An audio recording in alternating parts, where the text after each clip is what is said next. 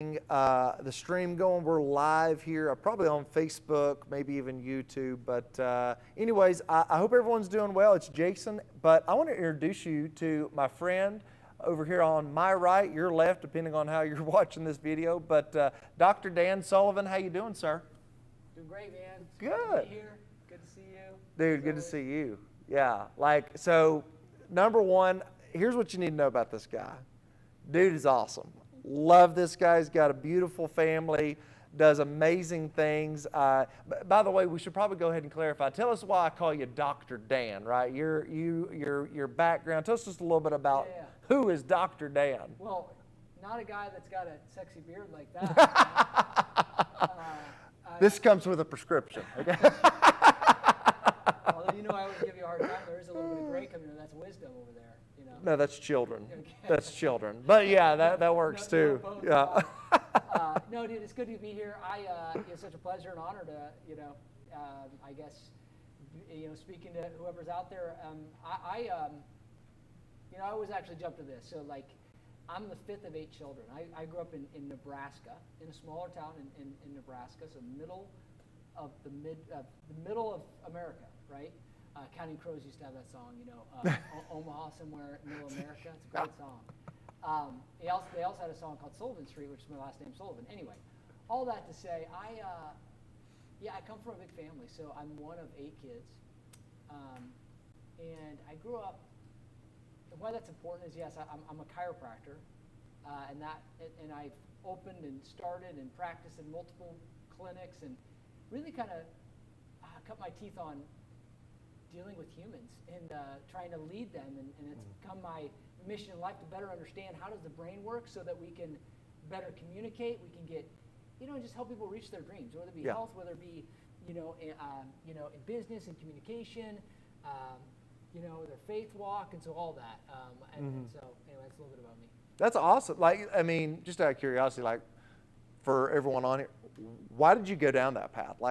No one just wakes up and, maybe some people do. I don't know. I didn't, So it's funny because now we teach this, which is the power of story. My story goes just like this. I was injured at 16 years old, pole vaulting. I was a big sport. I was come from a big sports family. I've got 7 brothers and sisters. I got 3 older brothers, and there's 5 boys, 3 girls. And so we were always in sports, and when I was 16, I got injured pole vaulting, and I injured my low back.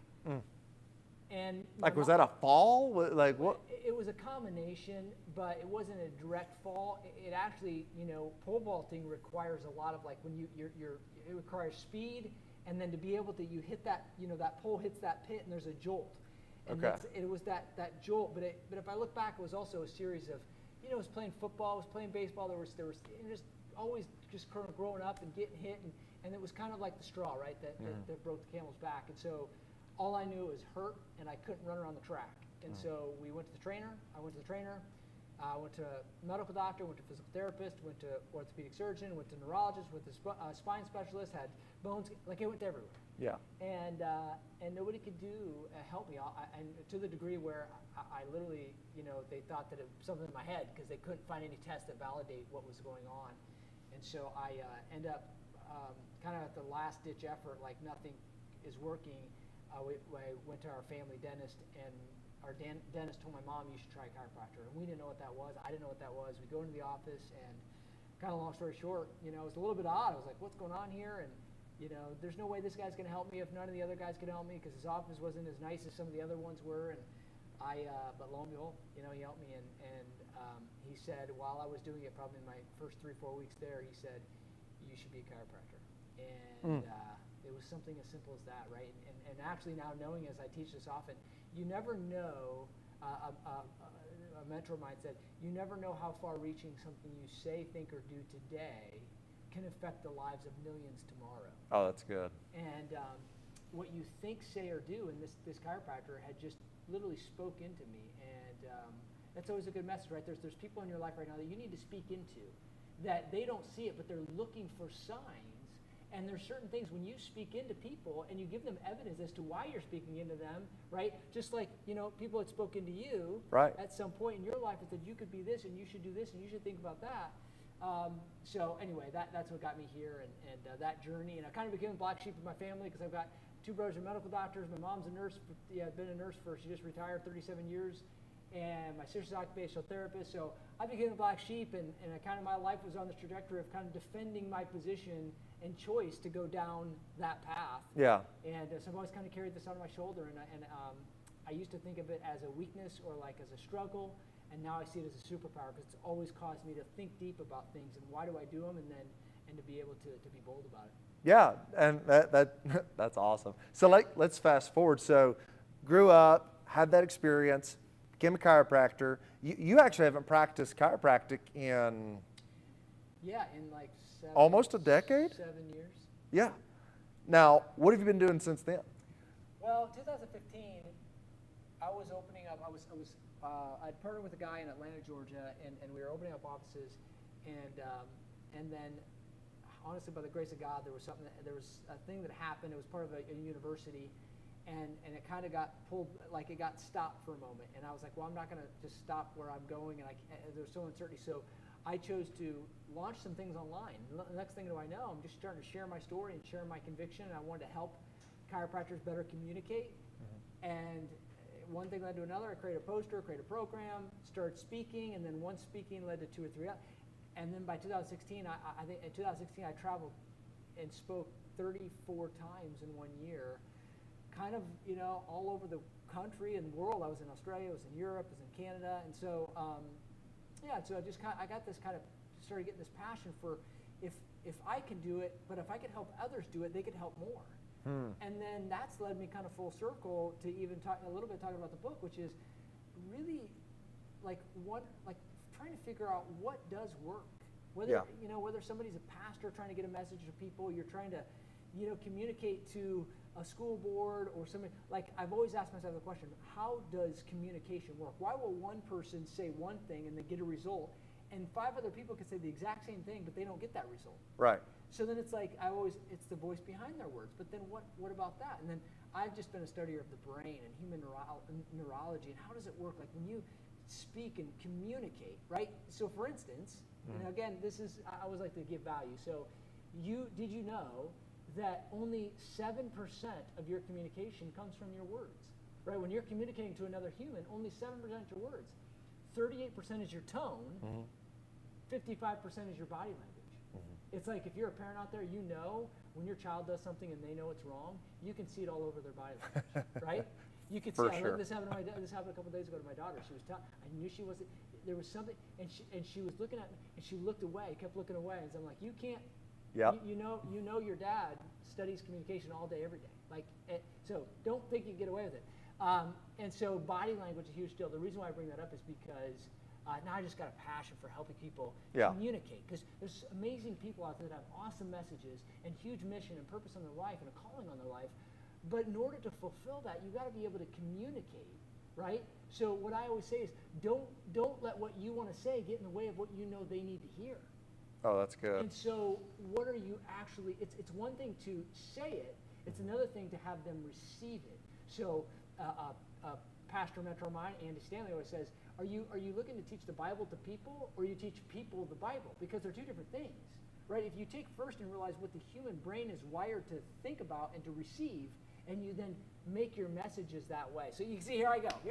Well, I was going to say, y'all, he's legit. Like, I mean, you just have a fascinating, like, to your point, you're like one of the most ferocious researchers I know, and you at any moment know it, like those stats and you know your stuff, and it is so impressive. But even more so than knowing your stuff, you know how to use what you've learned, right? Because to your point, something that you help business owners really understand is it's not in the facts and the data, but it's actually in the story, which is a big part of the book, The Trust Formula you wrote, came out. It's a phenomenal read. And it's literally, you correct me, but how to communicate in such a way that it builds the trust necessary for your communication, your message to actually be received the proper way. Like, what would your take be on the trust formula? Well, first I would just again, facts tell and stories sell, right? So we talk about stories in there. Nice. And so I would just say this. I'm an introvert. I grew up fifth child of 8 kids. I didn't speak unless spoken to. I evaluated, I watched, and so the idea that I became an entrepreneur, that communication was a requirement in order to succeed, I had all the cards stacked against me. But now I look at it now, and we were just teaching a program, like, my introvertedness actually was a superpower for me because, like, for instance, I took 2 English classes in college so that I could avoid taking a speech class. That's how deathly scared I was of speaking in front of people. And now I love to do it, and I do it for a living and take every opportunity. And so what happened is I took my introverted ways, but when I hear something that I became so passionate about, I couldn't help but get that out of me. And so what I teach in the book is that, I think one of the biggest feedbacks I got is like, wow, I need to be more like an introvert. And I'm not suggesting you need to be an introvert, but if you have an extrovert, see, it's been led to believe that in the sales and communication and marketing and speaking world that you need to be, actually the best communicators are introverts because they think about their audience first. They think about they think about that other end user. They're more interested than interesting. Like, I want to be interested in you more than to sound so interesting. So all that to say, the trust formula really gives a structure around how to sequence your message, how to craft your message, and then how to deliver and articulate in a way that hits the brain in a way that they're going to receive it and bring it in. Dude, that's awesome. Now let me ask you this, because we have these fantastic conversations all the time, because you're I love this, and that's what we do all day, every day. Again, whatever profession you are in, if you're talking, you need to improve your communication skills, right? But let's take it out of the business community for a second. Let's just, because we're actually here at our church, Point of Mercy, and let's talk about people in the seats who know not just a message, the message. Okay. Now, how could or should people of faith, because your journey in faith is awesome. It's been amazing. And maybe you can share a little bit about, how you were raised and just your journey to the Lord. But, why is it so important that we every single day, even as just believers, not just believers, but you understand, hey, we have a message we want to get out, but we want to make sure it's actually being communicated. How could we use what you teach in that kind of context? Well, the first thing, and I'm not telling you what you need to do, but I will teach you here for a moment, is that understanding that the brain makes decisions in ways that you probably didn't think. So what I mean by that is, this probably was the biggest shocker when I started to go down deep in this trail of studying the human brain, is every human brain makes decisions not based on logic. In fact, stats, facts, data, more information, if it's not accompanied with a story, if it's not accompanied with a structure, then the brain will immediately throw up guards. It goes to the skeptical part of the brain, and it triggers that skeptical part of the brain. So now you have to have perfect words or a perfect rebuttal or a perfect pitch in order to get them to believe it, right? That human brain, because it's wired to be skeptical, right? So if you go down with that data, facts, and logic, it's going to then trigger that even further. But you can bypass that. And the beauty is when you structure your message with a story, right, you will always be able to bypass the skepticism, and you build trust. We measure that in hormones. There's a hormone called oxytocin. That's the bonding hormone, right? The breastfeeding hormone. When a mom is breastfeeding her child, nursing her baby, that there's a bond that occurs, and there's oxytocin. That's this love hormone, this bonding hormone, the trust hormone, which I talk about. So you can elicit that or trigger that hormone in your listeners when you can make them feel understood. The best way to make them feel understood is that you tell a story, right? And so that is one of the ways we teach it. Now, if you're trying to take, especially when you're taking a message that in our culture, not that it's it's just that it can become watered down, right? Okay. I think that one of the things that I get passionate about of even helping, say, pastors or people that have a big message that they want to get to people is that you gotta start with people, not your message. It's not about better words. It's about better receptivity. Are they actually receiving that? And so for me in my journey, I've had recently we've been talking about this. What's more important than the Jesus story is the story you tell to yourself in your head about the Jesus story, right? And I think it was A.W. Tozer had said something to the degree of like the most important thing in your life is your picture of God in your head, of who He is, right? And I'm paraphrasing there. It's a great quote, but that story, it's a story in your head, what you believe about it. So I grew up in a Catholic home. Great, amazing parents. I went to church every Sunday, but for me, it was very ritualistic. It wasn't a relationship. It was a tradition. It was things you needed to do.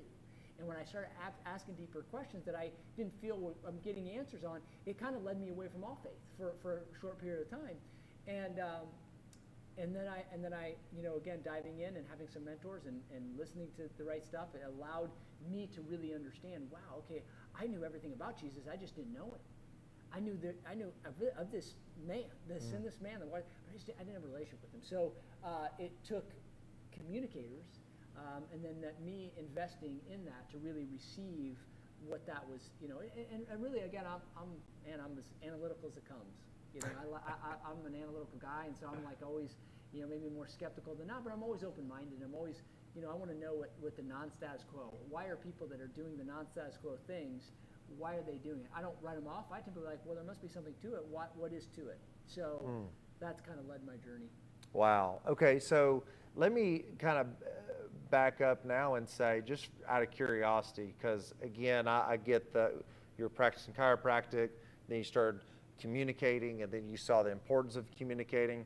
Like, I know that you came to story, but like why story? You know what I'm saying? Like sometimes people I wonder if people like, are you saying I should just start telling stories like I would tell my kids, like a bedtime story, and they're just like, you see what I'm saying? Like, why is it that story really hits the metric in terms of communication? And do you even have like maybe even a way of like showing an example of like, here's practically what we're saying about story? Yeah, again, I go back to, we were just teaching about this, is first principles, right? Like the deepest level. If you look at the Bible, 43% of the Bible is story. So obviously God did that and created our brain, and so He would know then the brain, where our brain is wired, and that He's going to use almost 50% of the most important message on planet Earth to Him have a relationship with His children, and He's going to use story. So I have a tendency to want to prove it with data and facts and research, which I can.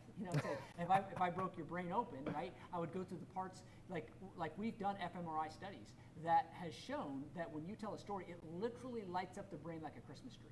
Like all the parts light up, which means that it's so attractive. And there's also something called it's called, why am I saying that? Neural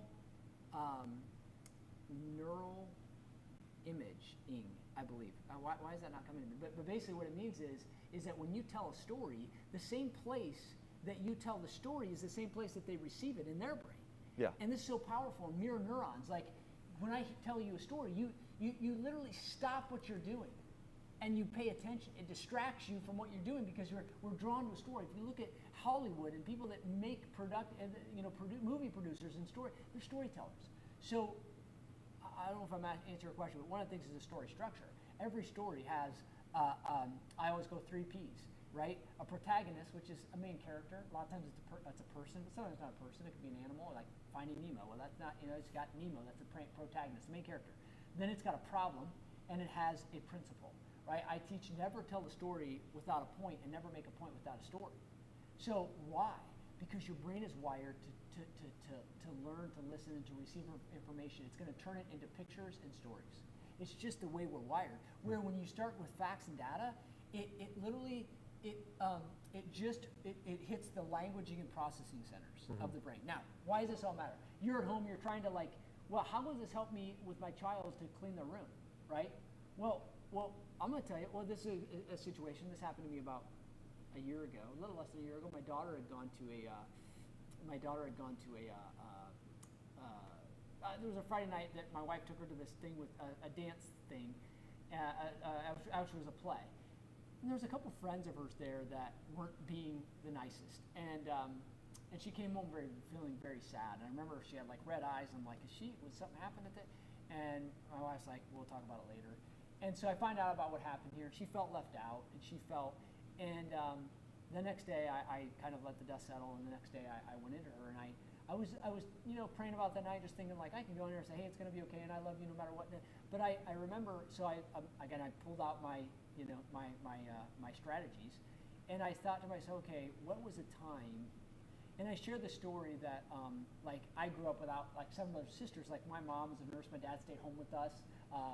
Growing up, he was kind of a stay-at-home dad, and so we didn't have a lot of money growing up. I didn't get new stuff, I didn't get new shoes and so forth. And so I always want to wear name brand shoes. And so my brothers had name brand shoes or got them, and so they always hand me down. I had these big shoes that were like, you could tell they're like 2 sizes too big for me. They had holes in them, they were nasty, but they were Nike. Yeah. And I'm like, because I wanted to feel fit in. And I remember my dad, actually one time my dad took me to the mall that night, the little plaza that we went to, and he got me 2 pair of shoes. And I remember thinking back when he spent $14 on 1 pair of shoes. I think it was in 8th grade. And then $50 on a pair of basketball shoes, these Converse. And I just remember I went to this shoe store. It was Payless shoe store. So it was like not name brand, right? So I searched the shoe store for a place and I found the one set of shoes that had no name on them. They were all black. And they were just like, again, you just know I know a lot about shoes because I just used to study. And it's like they were like plastic bottoms, very like not, they're very kind of cheaper type shoes. And so at least it would hide me from my embarrassment that I would have to tell a friend that they were like XJ900s, right? And I would just say, and then I had this one kid, Brad Sims, who was in my class, and we were lifting weights. And I remember I had to get down on this weight, and he could see the bottom of my shoe. And he came up to me, he's like, dude, those are XJ900s. And he was saying that because he was making fun of me. And I remember that, and I remember how I felt. And so I told my oldest that, and so it allowed her to say, and I still don't know how it worked out, but I know she felt me. And I say that because story isn't about how good you are. Story is how can I be vulnerable? How can I make myself be relatable? And what that does is that increases this oxytocin hormone that allows the person that you're trying to communicate with to bond to you. And when they bond to you, now they're open to your message and whatever thing and there's a level of trust that you can't gain that trust anywhere else. So maybe back to your other question of, so you're a pastor out there, you're a salesperson out there, you're a mom trying to get your kids to make their bed. It isn't, hey, just do it because I said so. That has its time and place, by the way. But maybe there's a thing that you can look at and say, how can I tell a story where I understand? Like I understand, I was just like you. And then ultimately now they make the decision. The most powerful decision is when they make it on their own. And now they're like, hey, I'm not doing this just to please you. I'm doing this because, I didn't know that you thought like that, Mom. I didn't know that would happen to you, Dad. Now it makes them be human, and then it makes them come alongside. Dude, that's strong. Like parenting tip, it's all there. By the way, fellow girl dad right here, 3 girls, right? What's ages? 3, 11, 9, and 5. Yeah, there you go. And even a girl dog. I got a girl dog. I don't even have a boy. He's fish. committed. I don't have a boy frog. My daughter's got these swimming frogs. They're pretty bad. They're still girls. Like he's not committed. It's just I am surrounded by estrogen. Yeah. So like, do we need to extend this? Is this like bro time, right? No, I'm just kidding. Right. It's just so fascinating again, seeing how that is implemented again to transform, because like we're not talking theory. I mean, you literally have helped business owners, very importantly, transform the way they communicate their product services in such a way that the right people are now making the right decision, meaning that they fully understand. And I mean, like, not to be whatever, but like, would you care to share just some of the results that, based on your research and implementing and helping business owners, like what kind of results have you been able to get through digging into this thing called story? Well, just like for clients, Absolutely. yeah. So, I mean, I would just say the first thing was me when this happened to me. It was 2008. I'll never forget it. My dad had a heart attack, and that moment. There was a day, and I just out of desperation, I started communicating like this. Not because I had this, premeditated. In fact, I was like, well, I don't have a good story. I'm not going to tell it. I don't think it's worth it. I don't think anybody wants to hear it because they're here for them. And I told it, and like something magical happened. And not only did the revenue come pouring in, people trusted me more. They referred more. They remembered it more. Now I got all the stats and research to show why. Princeton University, 22 times more memory when it's attached to a story. But oxytocin increases, 30x increase in value. So we teach people how to increase their prices, but to do it with less confrontation. We teach people who, like, if you don't have a story, Dan Pink wrote in his book how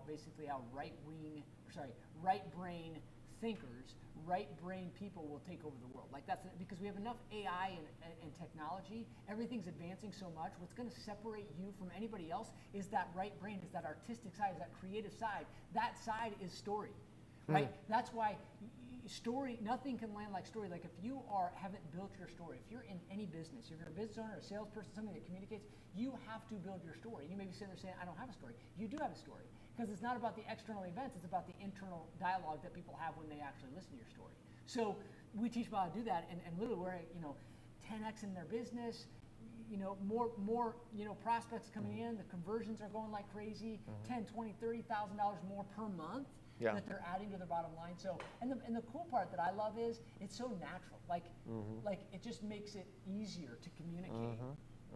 And then this is like, people come alive. They get that spark again that they had at one time because they're like, I'm me, and I'm okay to be me. It's good to be me. I'm me. Like I'm not hiding anything. The masks come off, and I feel good and confident about. Like I would have never shared that story about those shoes that my dad bought, but I look back and I'm like, man, I'm just so thankful. The fact that my dad did that, and I'm just.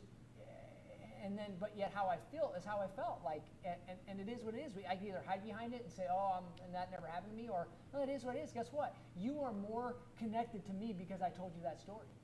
And on an income where my mom was making probably $33,000 a year, providing for 8 kids. I don't know how. I know as a kid I was like, well, I didn't get a lot of stuff. But I look back and I tell my parents this as much as I will. I just had sent them a book. My mom texted me today. She's like, got the book, and I wrote this message out. I'm like, all this message, Mom, you're going to find a lot of this stuff in here is going to be like, all this because of you guys. And my parents are always like, we didn't give you anything. Like, we didn't give you, the things that your friends had. We didn't give you, we know we couldn't give you the things that that others had. And I said, Mom, you gave us so much more. Like I would never trade that in for a second because you gave me a willingness to know what it's like to work. You gave me an understanding that I couldn't rely on. I had love and support that was worth more than anything, especially now that I see this in other families and cultures. So anyway, it's like, and just even telling those stories, you bond with me. And I'm not doing it to tell you bond with me, but I would have said, let me prove to you my worth versus let me just tell you who I am. And that's the beauty of story. Well, even on that, it's like going back to that. So many people, I think, even in business too, we don't want transactions, we want relationship, right? And so even like that, like being able to share in such a way that brings that that is a value, right? I want to go somewhere, whatever the service is, right, where there's genuine connection. It's not next. Anyways, that's a different story. And to your point, like the results that you're getting for business owners is incredible. But I'll tell you something that I've seen that's fascinating about story. It's almost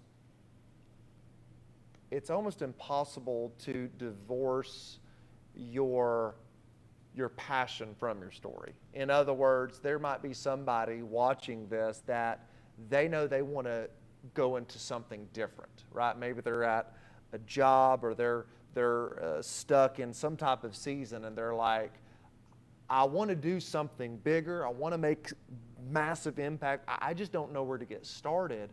But the truth is, where to get started, more than likely, is in your story. Your next chapter is contingent on going back through to figure out why it is that I feel this way. Because something, again, God has put such a calling and a purpose on your life. Yeah. The question now is to figure it out. And it's all based on story. And that story even becomes the launching pad. Yeah.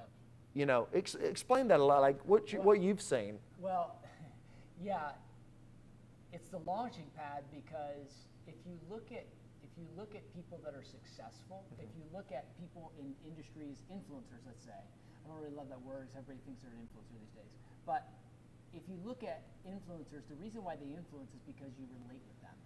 And the way you relate with them is you connect with their story. And the reason why they're doing what they're doing is because, like most people that are in any industry, that their career path, it was because something happened.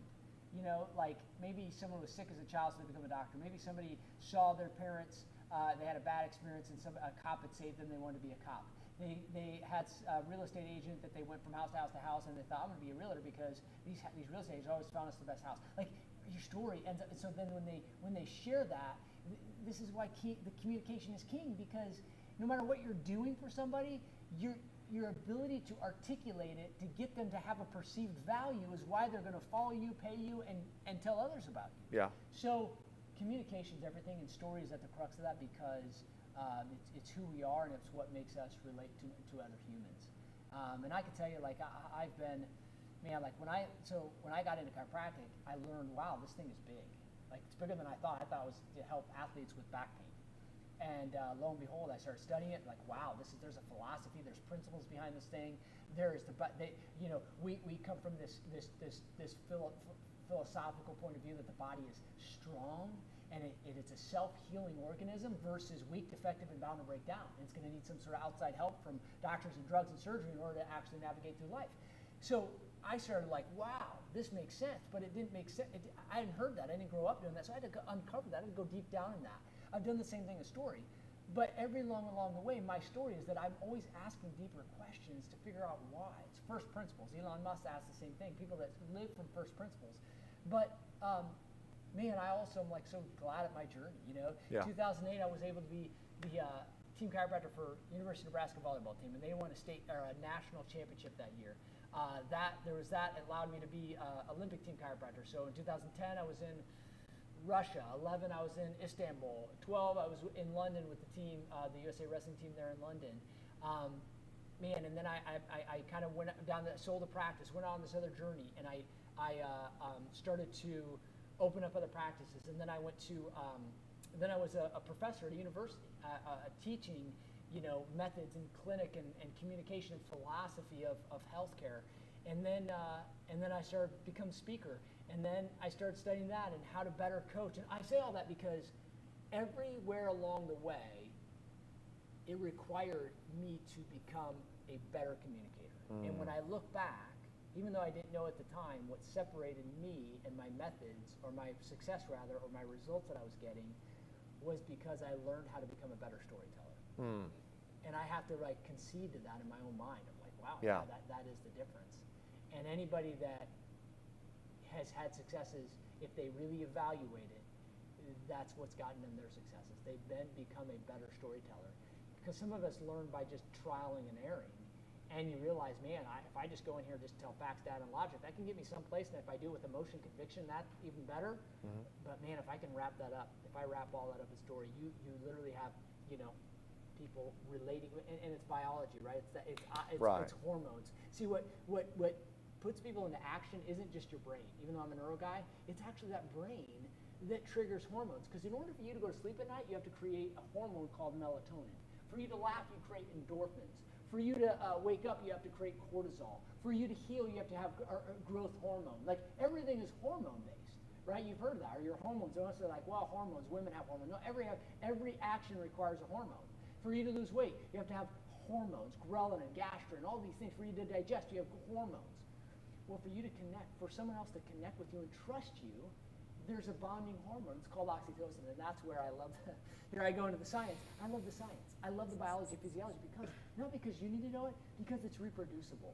And that's what we've created, frameworks that allow you to hit it every single time. Even though you say, I'm new to this, I'm an introvert, I'm not a good communicator, welcome aboard. That's what we do. I love that stuff. Welcome. We got room on the ship. We're going somewhere. Let's go. We look the same, sound the same, and man, we're all the same on that. Oh, dude, it's awesome. And it's all in the book, bestseller.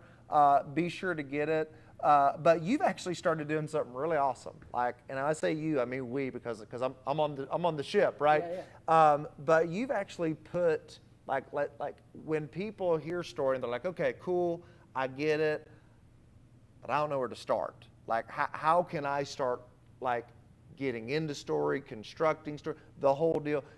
You came up with a really cool idea that we're actually doing next week, and I want you to tell everyone about what it is, why it matters, and if this is the right, like if someone is truly hearing what we're talking about and is like, dude, sign, like I want to know more about that. Share a little bit about that. Yeah, so I put together something called the Build Your Story Challenge, and I learned this challenge model to where if I could take somebody and I can walk them through, so we have a 4-day process, spending 1 hour with me, and my clients pay me $5,000 an hour to get coached and mentored. I don't tell it to press you, to impress upon you that I spend and put my best effort and energy into this 4-day challenge, because I know my goal is if I can get thousands and thousands and thousands of people participating in this challenge, at the end of the challenge they have crafted their story. And if they've crafted their story, that means they're more intentional about being able to deliver it, which means what I know about the neuroscience is there's whatever message they're trying to get to the world, they actually get it more effectively.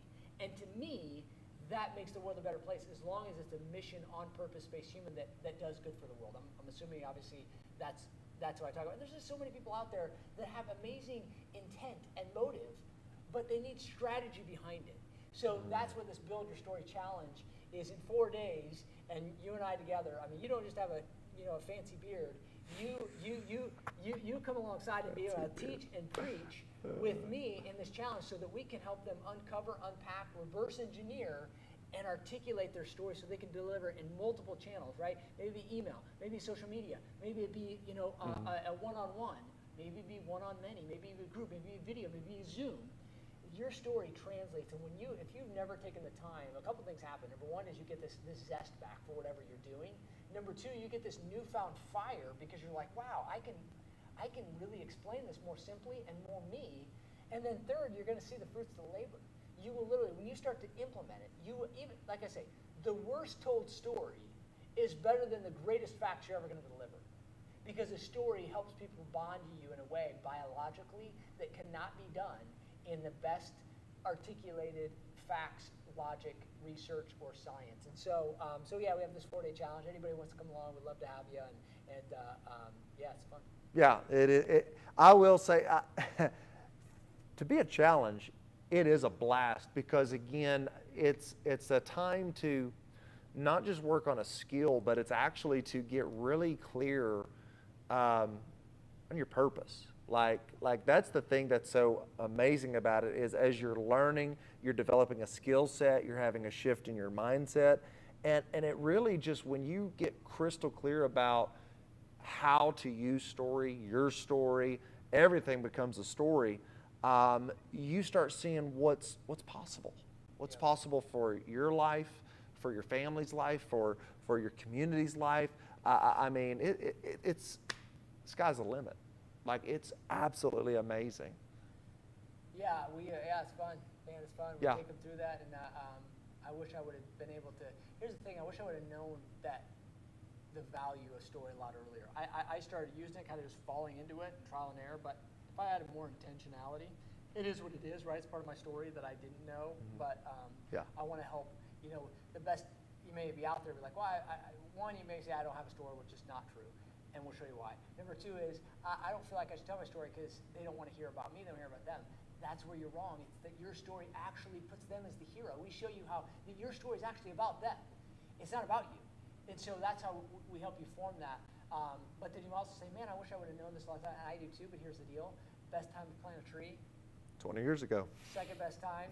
Today. Second best time today, right? You can get started, and your brain can change. Neurology changes. Your brain has synapses. It's creating. You may be 95 years old, and you still actually can learn new things and change the brain. So anyway, it's always possible, right? It's always. If there's breath in there, God gives us hope. That's right. He ain't done with you, so let's go. Well, brother, thank you so much for taking time. And he's been gracious enough. I've got a ton of these books, so hit me up, DM me, whatever. I got a free book for you if you want this. If you're like, if this didn't apply to you, that's fine. But if this is something that like, wow, that's what's missing in, again, my ministry, my business, my parenting, whatever it is, Trust Formula, I've got a free copy for you. And if you really do want to find yourself in a situation where you're actually discovering how your story can actually develop into impact, you need to be on that challenge next week. It's called Build Your Story Challenge. That's the website, buildyourstorychallenge.com. Sign up and be a part. There's actually two options. There's a general session where you get the teaching, which the teaching's incredible. I know you're not going to say, I get to say it because it's a lot of your teaching. But the real magic happens in the hour before the teaching where there's group coaching, because it's one thing to listen. It's another thing to be in an environment of collaboration and learning and really getting your questions answered. Again, pretty amazing deal that you've made available that we actually get to do this. So yeah, if you're interested, check it out, buildyourstorychallenge.com. You can hit me up. I can get you involved in that. But it's going to be a great week. Appreciate you, Doc. Thanks, brother. And we'll catch you here later. Oh, there's my oldest, ready to crash the party. Let's do it. Thanks, Brooklyn.